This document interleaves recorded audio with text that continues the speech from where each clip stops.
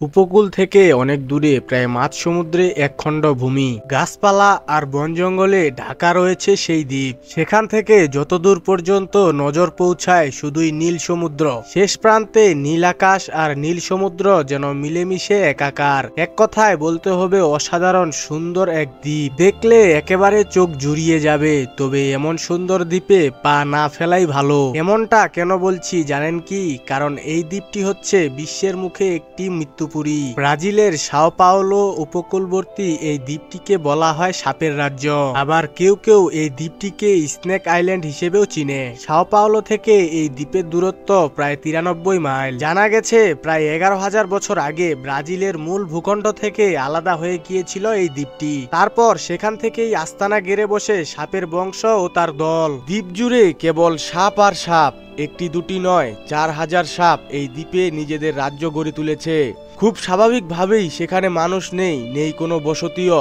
দ্বীপের এক পাশ থেকে আরেক পাশ পর্যন্ত একই প্রজাতির সাপের বিচরণ রয়েছে। এই সাপগুলোর নাম হচ্ছে বথ্রোপস ইনসুলারিস। এই দ্বীপে প্রায় 110 একর এলাকা জুড়ে দ্বীপটি বিস্তৃত রয়েছে। এই দ্বীপে যেই সাপগুলো রয়েছে এরা প্রায় 28 ইঞ্চি থেকে সর্বোচ্চ 46 ইঞ্চি পর্যন্ত লম্বা হয়ে থাকে। গবেষক আর নৌবাহিনীর সদস্য ছাড়াও সাপের বিস্ময় রাজ্যে নিয়মিত বন্যপ্রাণী শিকারীদেরও আগমন ঘটে। লিচেন হেড নামক এই সাপের বিষ মহামূল্যবান। কালোবাজারে এর দাম প্রায় 17,500 পাউন্ড। এই কারণে মহামূল্যবান এই সাপের রাজ্যে চোরাকারবারীরা মাঝে মধ্যেই হানা দেয়। ধীরে ধীরে দ্বীপটিতে সাপের সংখ্যা কমে যাচ্ছে বলে যে খবর পাওয়া যায় তার নৌপথ্যে এটাই অন্যতম কারণ।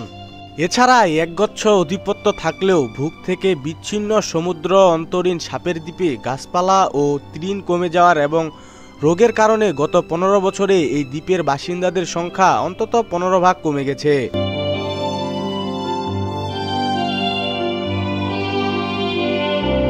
তো ভাই, এই তো ছিল রিমন ফ্যাক্ট ইউটিউব চ্যানেলের আজকের এই ছোট্ট একটি ভিডিও। এই সাপের দ্বীপ সম্পর্কে আপনার যদি কোনো প্রশ্ন থাকে তাহলে আমাদের কমেন্ট বক্সে অবশ্যই জানাবেন। আর এই ভিডিওটি যদি আপনাদের কাছে ভালো লেগে থাকে তাহলে অবশ্যই ভিডিওটিকে শেয়ার করে দিবেন। আর এরকমই ইন্টারেস্টিং ভিডিও পেতে আমাদের এই চ্যানেলটিকে অবশ্যই সাবস্ক্রাইব করে দিবেন। তো বন্ধুরা, আজকে এই পর্যন্তই বিদায় নিয়ে নিচ্ছি।